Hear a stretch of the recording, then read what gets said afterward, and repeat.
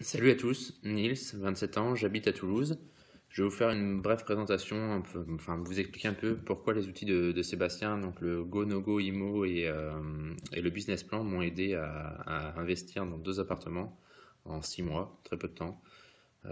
C'est quelque chose donc déjà le premier fichier, le Go, No Go, IMO, c'est quelque chose qui permet de savoir comment se positionner très rapidement et à quel prix en fonction de tel quartier. Bon, ça se fait aussi avec de l'expérience, mais ça permet de visualiser comment va être l'investissement, à quel montant il faut faire l'offre, ce que ça dégageait comme trésorerie en rentrant diverses informations comme les charges de copropriété, la taxe foncière.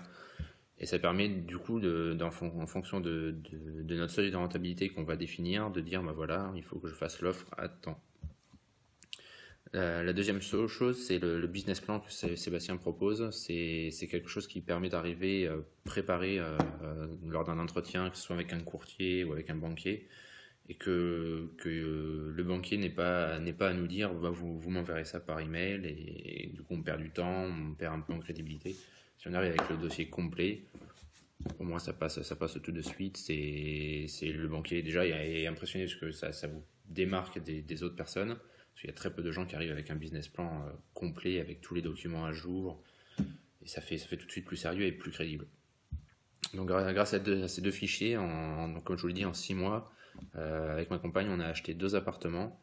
Donc les deux sont à Toulouse en hypercentre, et le premier a été acheté 118 000 euros, frais d'agence inclus, et le projet global nous a compté 155 000.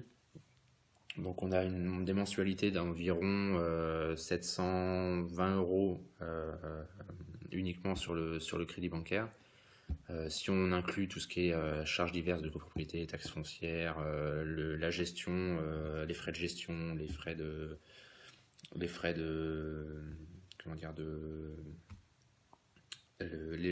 matériels, sac poubelle, le savon, les diverses choses qu'on est amené à acheter pour la location saisonnière. On table sur une mensualité de 850 euros, et on ne fait jamais moins de 1500 euros par mois, donc un cash flow qui est de 750 euros minimum, sur lequel après on déduit en fonction de ce qu'on veut déléguer, que ce soit le ménage, le check-in, les check-out, ou même répondre les réponses aux annonces. Nous, on a un cash flow moyen, entre guillemets, de 700 euros, mais sans vraiment rien faire. Enfin, sans rien faire en déléguant tout. Le deuxième appartement, c'était 6 mois après, qui était à 72 000 euros FAI pour un 34 mètres carrés. Le premier fait 50 mètres carrés. C'est un studio, et on a une mensualité de à peu près 500 euros uniquement sur la banque, tout compris. On est sur 650 euros, 700 euros, c'est un peu plus élevé en ce moment parce qu'on a des travaux, mais bon, c'est du détail. Et on le loue pareil, jamais moins de 1300, 1400 euros. Donc le cash flow est plus important sur celui-là. Donc celui-là, on se permet vraiment de déléguer tout ce qu'on peut. Ces deux fichiers, ça permet donc le Go, No Go, IMO et le business plan.